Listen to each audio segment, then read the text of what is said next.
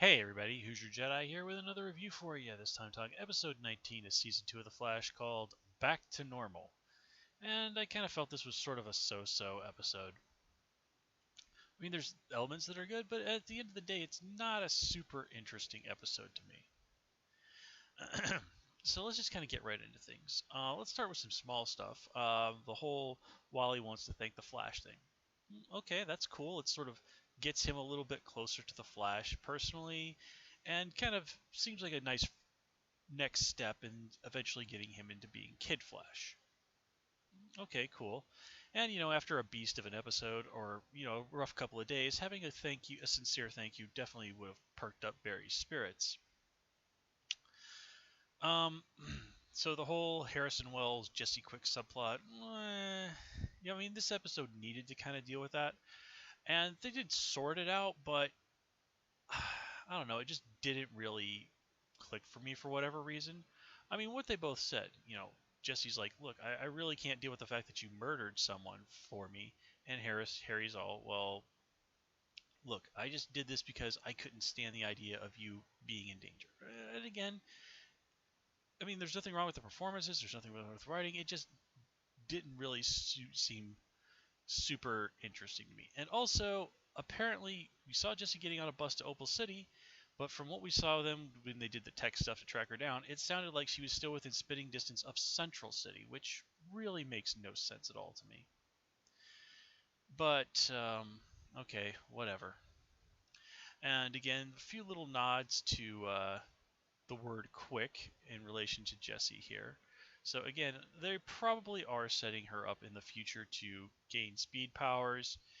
I just don't think they're going to do it this season because there's just not enough time left. And something like that, it takes time and has to be earned. I mean, look how long it took for Laurel to become Black Canary on Arrow. So, um, so kind of moving on to what's going on with Caitlin. Uh, Hunter Solomon's idea of romance is basically Stockholm syndrome, which does make sense. I mean, he is a crazy serial killer kind of guy. And it was also very cool to get her to have her meet Killer Frost and see them sort of bounce off of each other. Frost mentioning like she had a younger brother, which Caitlin didn't. So, hmm, probable plot point in the future in some way. It was definitely sort of interesting to sort of compare their lives, but I really don't like what they did where Killer Frost is just like, okay, I'm free now, so basically amounts to, I'm going to kill you because I'm evil. Now Zoom rushing in and, icing Killer Frost with an icicle, again, simple but effective irony. I mean, that was cool and all, but again, it just didn't really click for me. And once again, we kind of have the guy in the iron mask who keeps tapping away, despite the fact that you would have to have some pretty obscure knowledge to understand what he is saying rather than just spelling the letters of whatever he's trying to say with his fingers, which anybody who understands English would be able to figure out. So, yeah. As for the main plot of the episodes itself, Barry dealing with being back to normal. Okay, I mean, it's a very standard sort of superhero loses their powers and returning to the mundane of it all is tough for them. And this being the case, it's especially difficult for a speedster. Uh, One time, Quicksilver over at the Marvel Comics, he laid out this really great analogy of what it was like to be somebody with super speed and then having to deal with the world around him. And he basically said it's kind of like being in line at the bank, endlessly being in line at the bank, stuck behind somebody who doesn't know how to use the ATM. And that is such a beautiful analogy for how it would feel if you were able to live your life the way Quicksilver and Flash do. Just zip, zip, zip through everything, which would, of course, leave you basically all the time in the world to do the stuff that you really wanted to do. Of course, in this case for Barry, it's, fight crime and stuff. And they even do mention that crime is starting to take a little bit of an uptick, and it's only so long before the criminals figure out that the Flash is not on the case anymore, which, of course, was going to weigh very heavily on Barry's mind. Um, Now, Griffin, the bad guy this episode, he is somebody from the comics, but I've never read anything with him in it, so I don't really have any opinion about it one way or the other. I definitely did like that he was hanging out at Ace Chemicals, which, of course, in the Batman comics is where the Joker falls into the vat of chemicals that ultimately causes him to become the Joker. A little surprised they were able to sneak that one past the Batman people, but okay, we've seen a few nods to Batman here and there, so that's cool and all. Also very funny to hear Cisco compare Griffin to He-Man. That's some old schools right there. Uh, the thing though is you kind of have to wonder it's if Griffin isn't kind of doing the same thing that Zoom did, where he could have just asked for help. Now, granted, as far as the world knows, Harry is Harrison Wells, who would have publicly confessed on that tape to the murder of Barry's mom.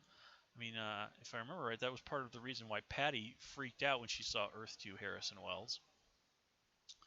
So, but still, it's kind of a wonders like, well, why doesn't he just go to Star Labs and say, "Hey, I'm dying because of what happened in the particle accelerator explosion. Can you do anything?" Now, granted, kind of going to the people who were responsible for the situation in the first place, maybe not the best idea, but kidnapping some guy and hoping that he can cobble together a cure based on stuff you've got laying around in an abandoned amusement park, yeah, that doesn't really make a whole lot of sense either. So again, there's some wiggle room on why Griffin wouldn't have done this, but still, it just sort of feels like he could have avoided this if he just asked for help. I mean, if he's aging to the point where he knows he's eventually going to die, what does he have to lose? And there's of course the question of how did he even know that Harrison Wells existed in order to kidnap him? Well enough to kidnap him, but again, it's comics. Sometimes you just have to go with things. Nothing particularly huge to say about Zoom this episode. It was just interesting to see him trying to be personable and trying to bond with Caitlin. Again, he thinks Stockholm syndrome is an acceptable way of starting a romance. Um, but there's just something very ominous where he takes off the costume and then he's just dressed like a normal dude, which somehow makes him seem even creepier. And then there's that whole bit where he goes like, "Hey, you've given me a brilliant idea. Maybe I'm going to measure my success by how many worlds I've conquered." Dude, as near as I can tell, it's basically only Central City that you've quote unquote conquered on your world. You've never given it any indication that anywhere in the world else in the world, people are the least bit afraid of you. So yeah, that's kind of nonsense. But again, Hunter Zolomon's crazy, so I guess we can kind of issue a little bit of a pass on that too. So at the end of the day, while this episode isn't bad, I don't really feel that its writing was the strongest. It's definitely not The Flash at its best. Let's put it that way. Also, though, I do have to mention one point strong in the episode's favor was that conversation between Barry and Iris about feelings and all of that stuff that they have for each other. That was well done. And it was definitely nice to see them have a little nod to Felicity, her supplying Dwarf Star alloy for Barry's costume, which was cool. But in any case, I think that covers everything I had to say about this episode, so I'm going to call it here.